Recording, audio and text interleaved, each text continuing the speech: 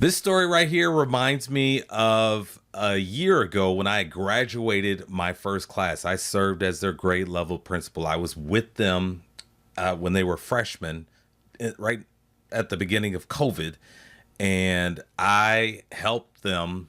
I served them until they crossed the stage, and it was just such a wonderful spring. It was just so enjoyable as we just celebrated the work that they did. And I remember the night before their last day of school, they spent that evening sleeping on my front lawn. They camped out on my front lawn, and it was just just what a memory. They worked things out with my wife to surprise me like that, but it was just such a beautiful memory, and it really touched my heart because that was them telling me that they appreciated the work that I'd done with them throughout the years. And it means so much. And you all know that too, as teachers, when students, sometimes it's not going to happen immediately, but when they get to the point where they realize, oh yeah, you did a lot for me. And I never said thank you. So it means a lot, and it really keeps us going too. You know what I mean by that. So let's look at this. These students went a little bit further, and they say, you know what?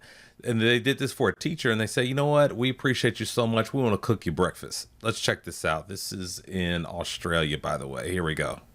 Breakfast at his home from 10 Year 12 students has become the subject of a school review, with St Peter's College reinforced. So there you go. You know how things work as principals. Sometimes things happen and we've got to do an investigation. That's what she meant there. So they're doing a big investigation. These students, they got together. They're cooking breakfast for the teacher, who you can see him wearing the suit and tie. I guess that's the way they flow over in Australia. Suit and tie for the teacher. Oof. In quote, professional boundaries between staff and students. The brekkie was put on by the kids as an end of term celebration, with the teacher calling it a pretty wild but fun shock. Not everyone was impressed though. One parent has complained and described the event as deeply troubling and quote odd. For their take, let's bring in Luke Boner from the Bonafide. And see, there you go. It only takes one. And as a principal, well, even as a teacher, you understand parents, they can be challenging. And even as a principal, parents can be challenging to the max. They can. And well, let's go on, and we'll talk about it a little bit more. Podcast and columnist Susie O'Brien, welcome to you both. Okay, so just to be clear from the outset, these kids, they're in Year 12, they love this teacher. They asked his family whether they could come in. They said, yes, we think that's quite fun. They just didn't tell him about it. Their parents knew, school didn't know. What do you think, Luke? I think it's great, and I think that parent needs to pull their head in. I think, obviously, these kids are in Year 12, so they're young adults, and they feel such a great affection and a great warmth towards this wonderful educator that they wanted to do this. I mean, we've all been at school and had barbecues at our teachers' places. When I played school basketball, we went...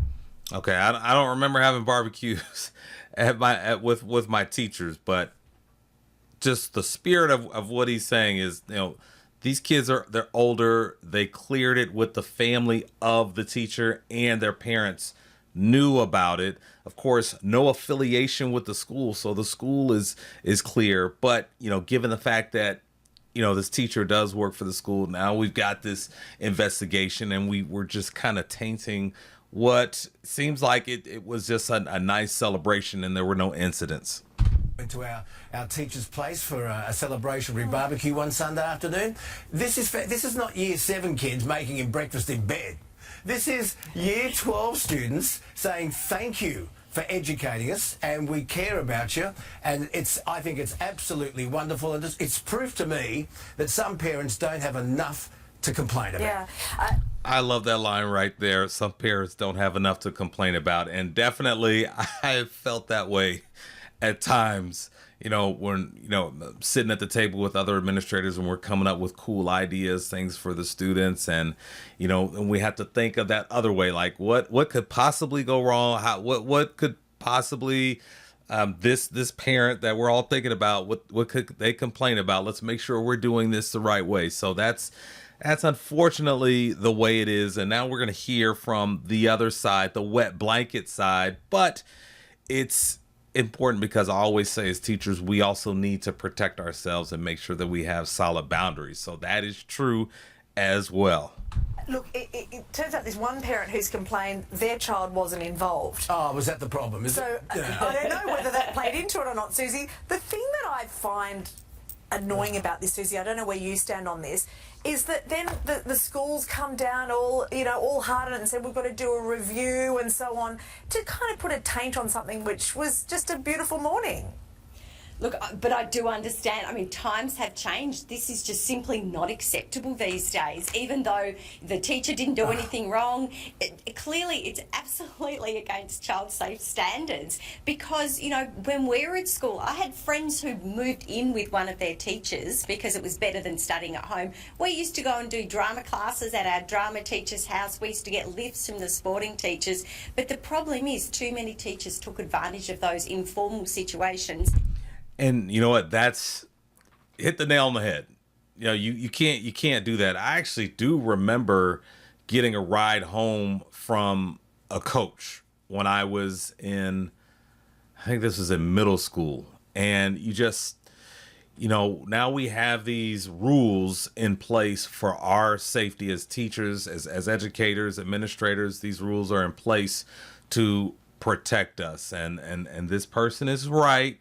They're right. We may not, you know, like what she's saying, because it's just, you know, these kids are just, they're doing something really nice. And it's just unfortunate that people in the past have taken advantage of these situations. Now, under child safety laws, you cannot do this sort of thing. And this is a perfect example. It should be fine. It probably was. You know, everyone had great intentions and, you know, just wanted to thank their teacher. But this would be against all the child safety rules that would be in place at that school. And I'm pretty sure the teacher was going, holy shit, what? Oh, sorry. Oh. The teacher would have been going, oh my God, I've got to report this immediately. Just while we're talking about standards, Susie. Talking about standards on breakfast TV. But he didn't invite them. They wanted to do it. Yeah, and he didn't know. And it's year 12. Oh, it's rubbish. And he actually told... And, you know, it's really interesting because I can imagine that the teacher did have that moment. I apologize for the language there. Maybe I'll find a way to bleep that out.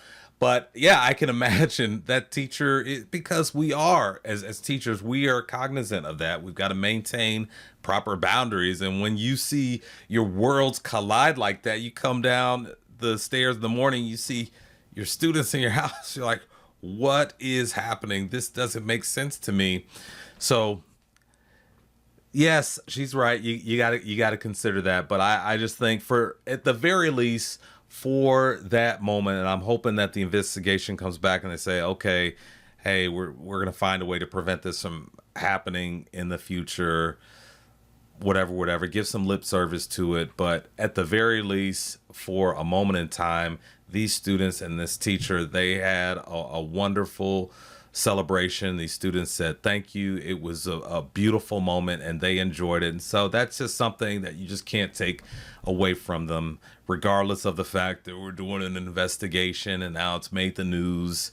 But again, that's a touching story. And just like I'll never forget my students camping out on my lawn, I'm sure this teacher isn't going to forget this wonderful moment either.